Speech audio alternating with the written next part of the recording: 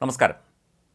തലസ്ഥാന നഗരമായ തിരുവനന്തപുരത്തടക്കം വ്യാപകമായി വലവിരിച്ചിരിക്കുന്ന ഓൺലൈൻ തട്ടിപ്പ് സംഘങ്ങളെക്കുറിച്ച്, ഈ സംഘങ്ങളുടെ പല വിധത്തിലുള്ള തട്ടിപ്പ് രീതികളെക്കുറിച്ച് നേരത്തെയും മറുനാടൻ വാർത്തകളും സ്റ്റോറികളും അതിൻ്റെ റിപ്പോർട്ടുകളുമൊക്കെ നൽകിയിരുന്നു. അത് വീണ്ടും നൽകുന്നത് വീണ്ടും പുതിയ തട്ടിപ്പുകളുമായി ആളുകൾ എത്തുന്നു, ഇതിലൊക്കെ തന്നെ മലയാളി വീണ്ടും പെട്ടുപോകുന്നു എന്നത് വീണ്ടും കാണുന്നത് കൊണ്ടാണ്. വിദ്യാഭ്യാസമുള്ളവരും ഉയർന്ന ജോലിയുള്ളവരും വിദേശത്ത് ജോലി ചെയ്യുന്നവരും നാട്ടിൽ ബിസിനസ് നടത്തുന്നവരും സർക്കാർ ഉദ്യോഗസ്ഥരും ഡോക്ടർമാരും ഒക്കെ തന്നെ ഈ ഓൺലൈൻ തട്ടിപ്പ് സംഘങ്ങളുടെ വലയിൽ വീഴുന്നു എന്നത് ആവർത്തിക്കുകയാണ്. അത് അതീവ ദുഃഖകരമായൊരു കാര്യം തന്നെയാണ്. എത്ര കിട്ടിയാലും മലയാളി പഠിക്കില്ല എന്നതിൻ്റെ മറ്റൊരു പതിപ്പാണ് നമുക്ക് ഇപ്പോൾ മനസ്സിലാകുന്നത്. ഈ കഴിഞ്ഞ ഒരു മാസത്തിനുള്ളിൽ തിരുവനന്തപുരത്ത് മാത്രം കോടികൾ പലർക്കും നഷ്ടമായി. അധ്യാപകർ, എഞ്ചിനീയർമാർ, ഡോക്ടർമാർ, അതുപോലെ സോഫ്റ്റ്വെയർ എഞ്ചിനീയർമാർ തുടങ്ങി വിവിധ മേഖലകളിൽ ഉള്ളവർക്കാണ് തട്ടിപ്പിനിരയായി പണം നഷ്ടമായത്. പല തരത്തിൽ ബോധവൽക്കരണം നടത്തിയിട്ടും അതൊന്നും ശ്രദ്ധിക്കാതെ വിദ്യാസമ്പന്നരായ ഉയർന്ന ഉദ്യോഗസ്ഥരായ ആളുകൾ പോലും ഇത്തരക്കാരുടെ തട്ടിപ്പിൽ ചെന്ന് വീഴുന്നത് ആശ്ചര്യകരമാണ് എന്നാണ് കേരളത്തിലെ സൈബർ പോലീസ് പറയുന്നത്. വീണ്ടും ഇതിങ്ങനെ ആവർത്തിക്കുകയാണ്. തട്ടിപ്പിനിരയായ ശേഷവും പരാതി നൽകാൻ വൈകുന്നതിനാൽ തട്ടിപ്പുകാരുടെ അക്കൗണ്ട് മരവിപ്പിക്കാനുള്ള നടപടികൾ എടുക്കാനും അത് വേഗത്തിലാക്കാനും കഴിയുന്നില്ല എന്നാണ് സൈബർ പോലീസിൻ്റെ മറ്റൊരു പരാതി. നാണക്കേടുകൊണ്ട് പലരും പുറത്ത് പറയില്ല. പലരും കെണിയിൽ വീണതിൻ്റെ നാണക്കേട് മൂലം വീട്ടിലുള്ളവരോട് പോലും വിവരം പറയില്ല. പരാതി ലഭിക്കാൻ വൈകുന്നു. അപ്പോൾ തട്ടിപ്പുകാർ പണം പിൻവലിച്ച് മുങ്ങുന്നു. ഷെയർ ട്രേഡിങ്ങിലൂടെ കോടികൾ ലാഭമുണ്ടാക്കാം എന്ന് പറഞ്ഞ് സർപ്രൈസ് ഗിഫ്റ്റ് അയച്ചിട്ടുണ്ടെന്ന് വിശ്വസിപ്പിച്ചും ഒക്കെ സൈബർ പോലീസ് ഓഫീസർ ചമഞ്ഞ് ഭീഷണിപ്പെടുത്തിയും ഒക്കെയാണ് ഈ തട്ടിപ്പ് സംഘങ്ങൾ കെണിയൊരുക്കി ഇരകളെ വീഴ്ത്തുന്നത്. പ്രത്യേകിച്ചും ഉത്തരേന്ത്യൻ സംഘങ്ങൾ. അവർക്കറിയാം കേരളത്തിലെ ആൾക്കാരെ പറ്റിക്കാൻ പറ്റും എന്ന്. ഏറ്റവും ഒടുവിൽ കഴിഞ്ഞ ദിവസം കവടിയാർ സ്വദേശിക്ക് 4 ലക്ഷം രൂപ നഷ്ടമായി തിരുവനന്തപുരത്ത്. CBI ഓഫീസർമാർ ചമഞ്ഞാണ് തട്ടിപ്പുകാർ ഇദ്ദേഹത്തെ ഫോണിൽ ബന്ധപ്പെട്ടത്.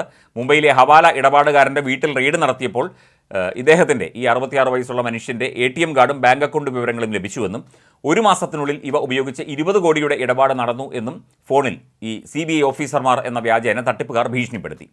അതുപോലെ ഹവാല ഇടപാടുകാരന് കമ്മീഷൻ വാങ്ങി ബാങ്ക് വിവരങ്ങളും ATM-ഉം വാടകയ്ക്ക് കൊടുത്തത് എന്തിനാണെന്നൊക്കെ ചോദിച്ചുകൊണ്ട് ഇദ്ദേഹത്തെ ഭീഷണിപ്പെടുത്തി വീഡിയോ കോളിലെത്താൻ ആവശ്യപ്പെട്ടു. വീഡിയോ കോളിൽ യൂണിഫോമിൽ എത്തിയ തട്ടിപ്പുകാർ അറസ്റ്റ് ഒഴിവാക്കാൻ 50 ലക്ഷം രൂപയാണ് ചോദിച്ചത്. ഇദ്ദേഹം അറസ്റ്റ് ഭയന്ന് 3 ബാങ്ക് അക്കൗണ്ടുകളിലായി ഉണ്ടായിരുന്ന 4 ലക്ഷം രൂപ തൂത്തുവാരി ഇവർക്ക് കൊടുത്തു. തുടർന്നാണ് തട്ടിപ്പ് മനസ്സിലാക്കിയത്. പിന്നീട് പോലീസിൽ പരാതി നൽകി. പക്ഷേ 4 ലക്ഷം രൂപ പോയ കണക്കാണ്. ഇതൊരു കാര്യം. അതുപോലെ കാനഡയിൽ നിന്ന് കോടികൾ വിലയുള്ള സർപ്രൈസ് ഗിഫ്റ്റ് അയച്ചിട്ടുണ്ട് എന്ന് വിശ്വസിപ്പിച്ചാണ് തിരുവനന്തപുരത്ത് പൂജപ്പുര സ്വദേശിയായ ഒരു സ്ത്രീയിൽ നിന്ന് 24 ലക്ഷം രൂപ തട്ടിയെടുത്തു. ഫേസ്ബുക്ക് മെസ്സഞ്ചറിൽ സന്ദേശം അയച്ചാണ് തട്ടിപ്പ്. സമാനമായി അയക്കുന്ന സർപ്രൈസ് ഗിഫ്റ്റ് പാക്ക് ചെയ്യുന്നതിൻ്റെ ചിത്രങ്ങളൊക്കെ അയച്ചു കൊടുത്തു. പിന്നീട് എയർപോർട്ടിലെ കസ്റ്റംസ് ഉദ്യോഗസ്ഥരാണെന്ന് പറഞ്ഞു വിളിച്ചു. എയർപോർട്ടിൽ കസ്റ്റംസ് ക്ലിയറൻസിന് പണം ആവശ്യപ്പെട്ടു. ഈ വിവരം കാനഡയിൽ നിന്നാണെന്ന് പറഞ്ഞ് സന്ദേശം അയക്കുന്ന സുഹൃത്തിനെ അറിയിച്ചപ്പോൾ ഇന്ത്യയിൽ മാത്രമാണ് പ്രോസസ്സിംഗ് ഫീസ് ഈടാക്കുന്നതെന്നും മറ്റിടങ്ങളിൽ നൂലാമാലകളില്ലെന്നും പറഞ്ഞ് അധ്യാപികയെ വിശ്വസിപ്പിച്ചു. ഇത് പ്രകാരം പലതവണകളായി ഇവർ ലക്ഷങ്ങളാണ് അയച്ചു കൊടുത്തത്. പിന്നീട് പാഴ്സൽ സ്കാനിങ്ങിന് വിധേയമാക്കിയെന്നും സ്വർണ്ണാഭരണങ്ങളും ബ്രിട്ടീഷ് പൗണ്ടും കണ്ടെത്തി എന്നറിയിച്ചു. അതായത് അത് മൊത്തം പ്രശ്നമാണ് ഈ പാഴ്സലിനുള്ളിൽ. അപ്പോൾ അതിൻ്റെ ഡ്യൂട്ടി അടയ്ക്കണം, അതിൻ്റെ പിഴയടയ്ക്കണം, അതിൻ്റെ ഫൈൻ അടയ്ക്കണം, ഇത് എന്ന് പറഞ്ഞ് 24 ലക്ഷം രൂപയാണ് ഈ സ്ത്രീയിൽ നിന്ന് തട്ടിയെടുത്തത്. അതുപോലെ തായ്വാനിലേക്ക് അയച്ച പാഴ്സലിനുള്ളിൽ ലഹരിമരുന്ന് കണ്ടെത്തിയെന്ന് അറിയിച്ച് ഭീഷണിപ്പെടുത്തിയാണ് ഒരു ഡോക്ടറിൽ നിന്ന് ഏതാണ്ട് 1.5 ലക്ഷം രൂപയ്ക്ക് മേൽ തട്ടിയെടുത്തത്. അതും ഈ സൈബർ പോലീസ് ഓഫീസർ ചമഞ്ഞൊക്കെയാണ് ഇത്തരം പരിപാടികളൊക്കെ ചെയ്യുന്നത്.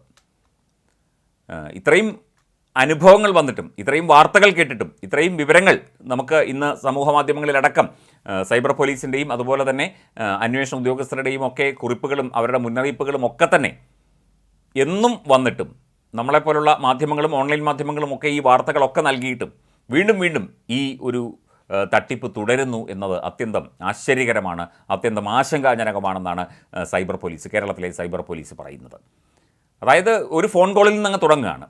എന്തൊക്കെയാണ് അവർ പറയുന്നത് അതനുസരിച്ച് നമ്മളങ്ങ് ചെയ്യുകയാണ്.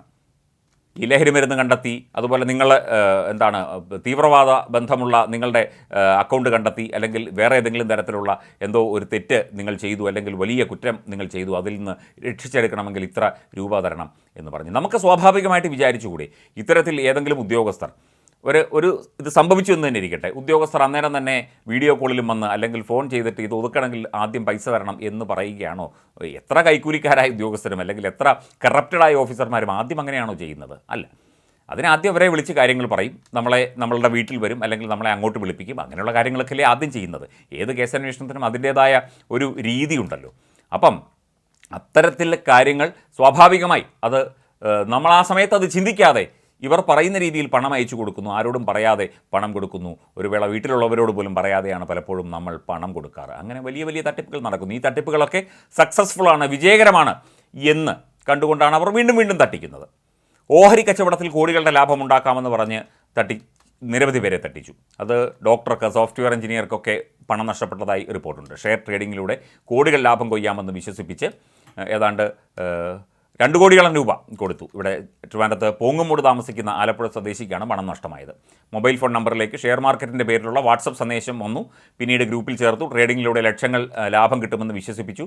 അംഗീകൃത ഷെയർ മാർക്കറ്റിംഗ് ഗ്രൂപ്പാണെന്ന് വിശ്വസിപ്പിച്ച ശേഷം ഗ്രൂപ്പിലെ അംഗങ്ങൾക്ക് 4 ഇരട്ടി ലാഭം കിട്ടിയതായി കാണിച്ച് പലതരം സ്ക്രീൻഷോട്ടുകൾ അയച്ചു, മറ്റ് തെളിവുകൾ കൊടുത്തു. പിന്നീട് മൊബൈൽ ഫോൺ ട്രേഡിംഗ് ആപ്പാണെന്ന് പറഞ്ഞ് ഒരു ആപ്പ് ഇൻസ്റ്റാൾ ചെയ്യിപ്പിച്ചു. ഇതിലാദ്യം കുറച്ച് പണം നിക്ഷേപിച്ചു. ഇത് അടുത്ത ദിവസം ഇരട്ടിയായി ആപ്പിൽ കാണിച്ചു. ഇതോടെ കൂടുതൽ പണം നിക്ഷേപിക്കാൻ തുടങ്ങി. ഗ്രൂപ്പിലെ അംഗങ്ങളുടെ നിർദ്ദേശപ്രകാരം 2 അക്കൗണ്ട് നമ്പറുകളിലേക്ക് പണം അയച്ചു നൽകി. 4 ഇരട്ടി കിട്ടും, അതിരട്ടി കിട്ടും എന്ന് പറഞ്ഞു. പക്ഷേ കുറേ കഴിഞ്ഞപ്പോഴത്തേക്ക് മനസ്സിലായി ഇതെല്ലാം വെറും തട്ടിപ്പായിരുന്നു. ഈ അയച്ചു കൊടുത്ത സ്ക്രീൻഷോട്ടുകളും മറ്റു കാര്യങ്ങളുമൊക്കെ വ്യാജമായി നിർമ്മിച്ചവയായിരുന്നു എന്നുള്ളതാണ് ഇതിൽ നിന്നിപ്പോൾ മനസ്സിലാകുന്നത്. അപ്പം ഓൺലൈൻ തട്ടിപ്പിൻ്റെ ഒരു കേന്ദ്രമായി കേരളം, പ്രത്യേകിച്ചും തലസ്ഥാന നഗരിയും കൊച്ചിയും ഒക്കെ തന്നെ മാറുന്ന കാഴ്ചകളാണ് നമ്മൾ കണ്ടുകൊണ്ടിരിക്കുന്നത്. അതുകൊണ്ടാണ് ഇത്തരത്തിൽ വാർത്തകളും ഇത്തരത്തിലുള്ള വിവരങ്ങളുമൊക്കെ വീണ്ടും വീണ്ടും പ്രേക്ഷകരുമായി പങ്കുവയ്ക്കുന്നത്.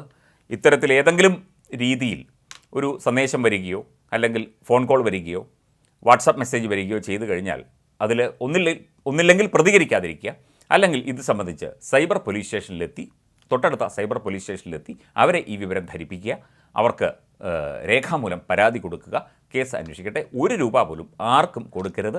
നമുക്ക് വെറുതെ ആരും പണം തരില്ല, നമുക്ക് ആരും പണം ഇരട്ടിയാക്കി തരില്ല, നമുക്ക് വെറുതെ ആരും സമ്മാനം അയക്കില്ല. നമുക്ക് സർപ്രൈസ് ഗിഫ്റ്റ് അയക്കാൻ നമുക്ക് വേണ്ടപ്പെട്ടവർ, നമ്മുടെ ബന്ധുക്കളോ അല്ലെങ്കിൽ നമ്മുടെ സുഹൃത്തുക്കളോ അല്ലാതെ വഴിയിൽ കൂടെ പോകുന്നവരാരും, അല്ലെങ്കിൽ വിദേശത്തു നിന്നും കാനഡയിൽ നിന്നുമൊന്നും സർപ്രൈസ് ഗിഫ്റ്റ് നമുക്ക് വരില്ല. നമ്മൾ പാഴ്സലൊന്നും അയച്ചില്ലെങ്കിൽ അതിനുള്ളിൽ കഞ്ചാവോ മയക്കുമരുന്നോ ആരും ഒന്നും കണ്ടെത്താൻ സാധിക്കില്ല. നമ്മൾ പാഴ്സൽ അയച്ചെങ്കിൽ പോലും അതിനകത്ത് അങ്ങനെയുണ്ട് എന്ന് പറഞ്ഞാൽ പോലും അതിന് ബാക്കി നടപടികളുണ്ട്, നിയമപരമായ നടപടികളുണ്ട്. അപ്പം ഈ സാങ്കേതികത്വങ്ങളൊക്കെ ഒന്ന് മനസ്സിലാക്കിയിരിക്കുന്നത് നന്നായിരിക്കും. വീണ്ടും വീണ്ടും തട്ടിപ്പുകാർ പല വേഷത്തിൽ, പല രൂപത്തിൽ, പല ഭാവത്തിൽ ഇറങ്ങുകയാണ്. ആരും തട്ടിപ്പിന് ഇരയായി പോകരുത്. നമ്മളെപ്പോഴും പറയും, നമ്മൾ വിചാരിച്ചാലല്ലാതെ നമ്മളെ ഒരാൾക്ക് പറ്റിക്കാൻ സാധിക്കില്ല എന്ന്. ഈ തട്ടിപ്പ് സംഭവിച്ചതൊക്കെ നമ്മൾ വിചാരിച്ചത് കൊണ്ടാണ്. അപ്പോൾ നമ്മൾ ആലോചിക്കുക, കൃത്യമായി നടപടികൾ ഉണ്ട് ഇതിനൊക്കെ. അത് ഏത് കേസാണെങ്കിലും ഏത് നിയമവശമാണെങ്കിലും ഒക്കെ തന്നെ നടപടിയുണ്ട്. അല്ലാതെ ഫോണിൽ വിളിച്ച് വീഡിയോ കോൾ ചെയ്തൊന്നുമല്ല കേസ് അന്വേഷിക്കുന്നത് എന്ന യാഥാർത്ഥ്യം മനസ്സിലാക്കുക. ആർക്കും തട്ടിപ്പ് സംഭവിക്കാതിരിക്കട്ടെ, ആരും തട്ടിപ്പിന് ഇരകളാകാതിരിക്കട്ടെ ഭാവിയിലെങ്കിലും എന്ന് പ്രതീക്ഷിക്കുന്നു.